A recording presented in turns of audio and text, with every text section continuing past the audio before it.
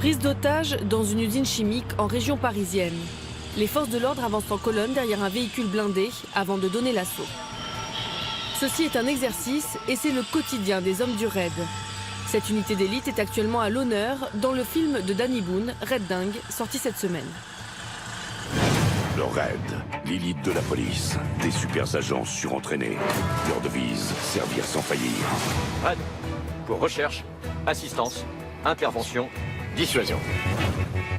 Depuis sa création en 1985, le RAID intervient sur les situations les plus graves.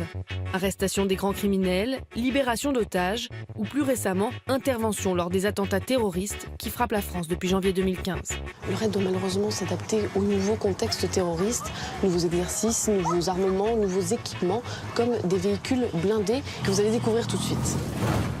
Au siège de l'unité centrale du RAID en région parisienne, 3 types de blindés ont intégré la flotte, dont le PVP, petit véhicule protégé, issu de l'armée de terre. Le PVP nous a paru intéressant parce que, de par son gabarit, on voit qu'il est capable d'évoluer dans tout ce qui est urbain. Il est exactement à la taille de notre convoi d'alerte. L'idée, c'était vraiment d'arriver au plus près d'une crise, mais à la fois de pouvoir quand même avoir un emport et un transport important d'un groupe, ce qui permet d'avoir une vraie efficacité en opération.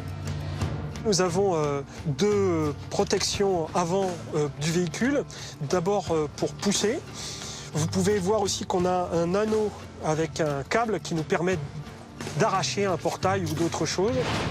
À l'arrière, 6 hommes peuvent s'installer. Une tourelle permet également aux snipers de se positionner. Le blindage de ce véhicule résiste aux balles de Kalachnikov. Les pneus aussi sont conçus contre les armes à feu.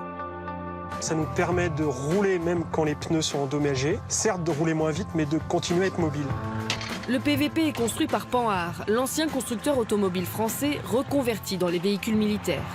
Ce petit blindé pèse 5 tonnes, développe 160 chevaux et peut rouler à plus de 110 km/h.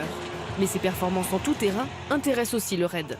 On peut être amené, comme nous avons été à l'occasion de la traque des fers Kouachi avec les collègues du GIGN, amené à quitter la région parisienne pour intégrer des forêts. Et c'est aussi ça qui nous a aidé au choix de ce véhicule-là. On s'est dit que si on avait à nouveau à rentrer en forêt, ça pourrait nous être utile.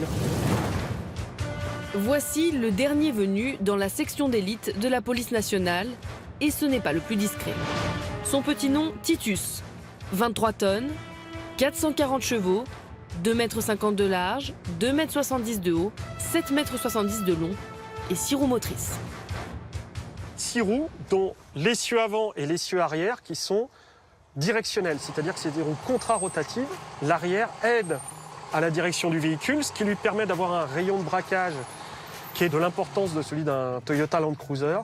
Donc le rayon de braquage est de 14 mètres, ce qui est très peu pour un véhicule de ce gabarit-là.